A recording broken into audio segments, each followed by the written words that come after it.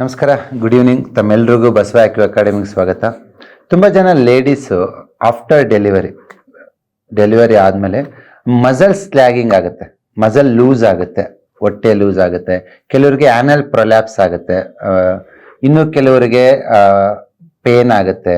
Okay, ಇದೆಲ್ಲ ಸಮಸ್ಯೆಗಳು ಯಾಕಾಗತ್ತೆ ಅಂದರೆ ನಿಮ್ಮ ದೇಹದಲ್ಲಿ ಗುಲ್ಮ ಅಂತ ಒಂದು ಆರ್ಗನ್ ಇರುತ್ತೆ, ಸ್ಪ್ಲೀನ್ ಅಂತ ಕರಿತೀವಿ.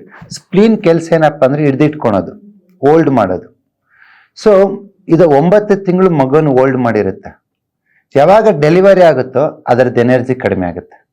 But it's a present generation. Previous ಜನ್ರೇಷನ್ಗೆ ಅವ್ರದ್ದೇ ಆದ ಒಂದು ಟೆಕ್ನಿಕ್ ಇತ್ತು, ಕೆಂಡ ಕಾಸೋರು, ಒಂದು ಬಿಸಿ ಮಾಡೋರು.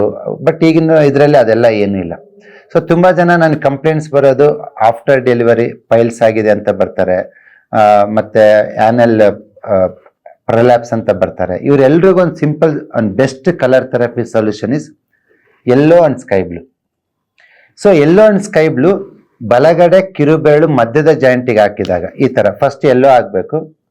ಯೆಲ್ಲೋ ಹಾಕಿದ ಮೇಲೆ ನೀವು ಸ್ಕೈ ಬ್ಲೂ ಹಾಕ್ಬೇಕು ಇದ್ರ ಮೇಲೆ.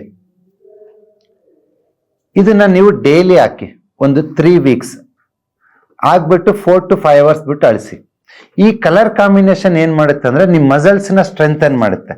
ಯಾರಿಗಾದ್ರೂ ಹೊಟ್ಟೆ ಜೋತು ಬಿದ್ದಿದ್ರೆ, ತೋಳು ಜೋತು ಬಿದ್ದಿದ್ರೆ, ಇಲ್ಲ ಯುಟೆರಸ್ ನಿಮ್ಮ ಗರ್ಭಕೋಶ ಜಾರಿದ್ರೆ, ಇದು ಯಾವುದೇ ಒಂದು ಅಂಗ ಜಾರ್ತಾ ಇದೆ, ತನ್ನ ಪೊಸಿಷನ್ ಅಲ್ಲಿ ಇಲ್ಲ ಅಂತಂದ್ರೆ ಈ ಕಲರ್ ಹೆಲ್ಪ್ ಮಾಡುತ್ತೆ. ಈ ಕಲರ್ ಆಗ್ಬಿಟ್ಟು ವಾರಕ್ಕೆ 2 ಸತಿ ಈ ಸ್ಪ್ಲೀನ್ ರಿಫ್ಲೆಕ್ಸ್ ಪಾಯಿಂಟ್ ಅನ್ನ 15ರಿಂದ 20 ಸತಿ ಪ್ರೆಸ್ ಮಾಡಿ.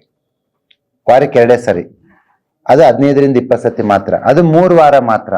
ಇದನ್ನ ಮಾಡಿ ಯಾವ ಮೆಡಿಸಿನ್, ಡಾಕ್ಟ್ರು, ಸರ್ಜರಿ ಇಲ್ದಂಗೆ ನಿಮ್ಮ ಅರ್ನಿಯ ಆಗಿರ್ಬೋದು, ಆ್ಯನಲ್ ಪ್ರೊಲ್ಯಾಪ್ಸು, ಯುಟೆರಸ್ ಪ್ರೊಲ್ಯಾಪ್ಸು, ಮತ್ತೆ ನಿಮ್ಮ ಹೊಟ್ಟೆ ತುಂಬಾ ಮುಂದೆ ಬಂದು ಜೋತು ಬಿದ್ದಿರೋದು, ಅವೆಲ್ಲ ಮಸಲ್ ಸ್ಯಾಗಿಂಗ್ ಅಂತ ಹೇಳ್ತೀವಿ.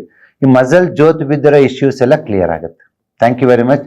ಇನ್ನೂ ಹೆಚ್ಚಿನ ಟಿಪ್ಸ್ ಬೇಕು ಅಂತಂದ್ರೆ, ಡ್ರಗ್ಲೆಸ್ ಮೆಡಿಸಿನ್ ಟಿಪ್ಸ್ ಬೇಕು ಅಂದ್ರೆ ನಮ್ಮ ಚಾನಲ್ನ ಫಾಲೋ ಮಾಡಿ. Thank you.